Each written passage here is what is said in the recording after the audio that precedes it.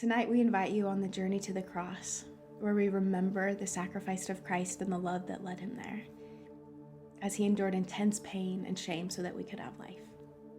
He took on the sin of the world in an act of ultimate obedience to the Father, so that you would never have to know death and separation. His wounds have paid our ransom. Join us tonight as we come together to worship this Jesus. Isaiah 53, 3-9. He was despised and rejected by men, a man of sorrows and acquainted with grief. And as one from whom men hide their faces, he was despised, and we esteemed him not. Surely he has borne our griefs and carried our sorrows, yet we esteemed him stricken, smitten of God, and afflicted. But he was pierced for our transgressions, he was crushed for our iniquities. Upon him was the chastisement that brought us peace, and with his wounds we are healed. All we like sheep have gone astray, we have turned every one to his own way, and the Lord has laid on him the iniquity of us all. He was oppressed, and he was afflicted, yet he opened not his mouth. Like a lamb that is led to the slaughter, and like a sheep that before its shears is silent, so he opens not his mouth. By oppression and judgment he was taken away, and as for his generation, who considered that he was cut off of the land of the living, stricken for the transgression of the people. And they made his grave with the wicked, and with a rich man in his death, although he had done no violence, and there was no deceit in his mouth. How deep the Father's love for us, how vast beyond all measure, that he should give his only Son to make a wretch his treasure. How great the pain of searing was. The Father turned his face away, with wounds which mar the chosen one, bring many sons to glory.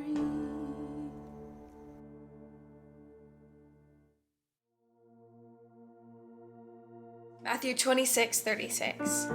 Then Jesus went with them to a place called Gethsemane, and he said to his disciples, "Sit here while I go there and pray." And talking with him, Peter and the two sons of Zebedee, he began to be sorrowful and troubled.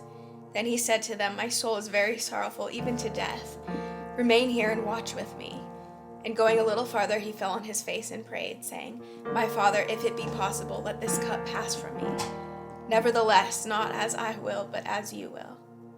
And he came to the disciples and found them sleeping, and he said to Peter, "So could you not watch with me 1 hour?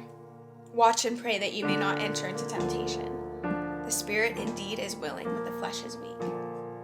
Again, for the second time, he went away and prayed, "My Father, if this cannot pass unless I drink it, your will be done." And again he came and found them sleeping, for their eyes were heavy. So leaving them again, he went away and prayed for the third time, saying the words again. Then he came to the disciples and said to them, "Sleep and take your rest later on. See, the hour is at hand, and the Son of Man is betrayed into the hands of sinners. Rise, let us be going. See, my betrayer is at hand." Let's continue our worship as we fix our eyes on the cross. I cast my mind to Calvary, where Jesus bled and died for me, and I see his wounds, his hands, his feet, my Savior on that cursed tree.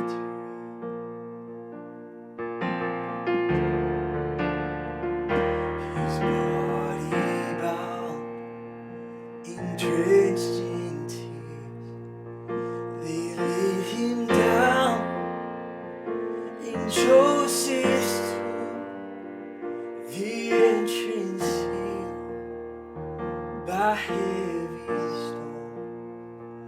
Messiah still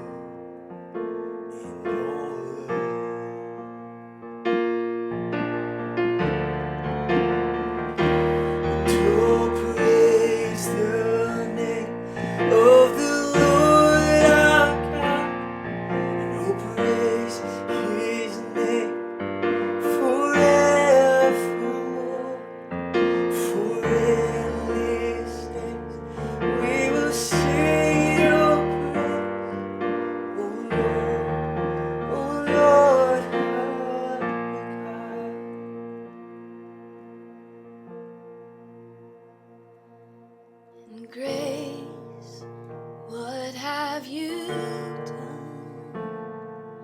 Murdered for me on the cross, accused in absence of wrong, my sin washed away in your blood.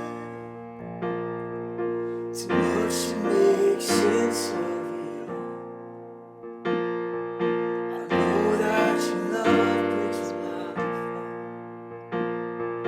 Scandal of grace, you died in my place, so my soul will live.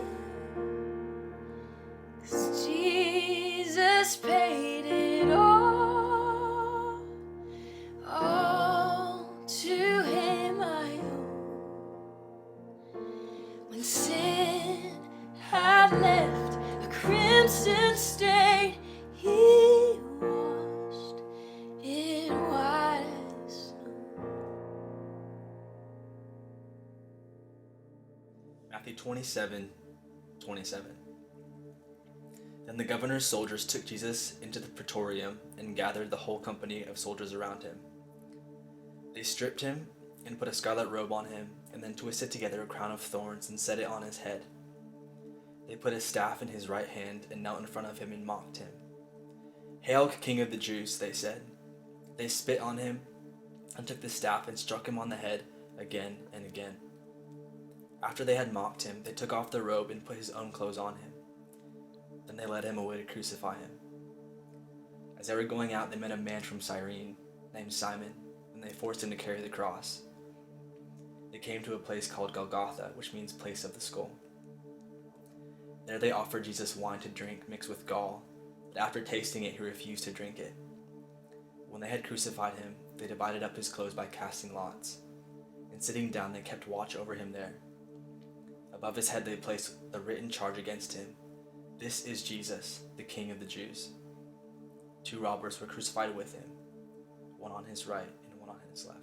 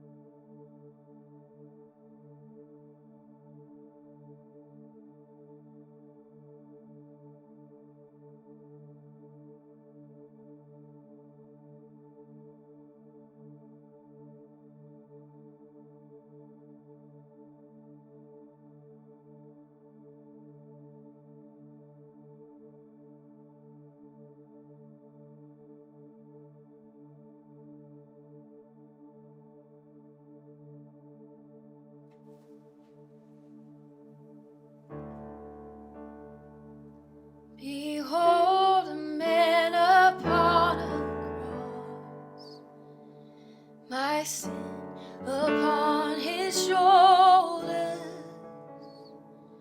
Ashamed, I hear my mocking voice call out among the scoffers. It was my sin that held him there until it was accomplished. His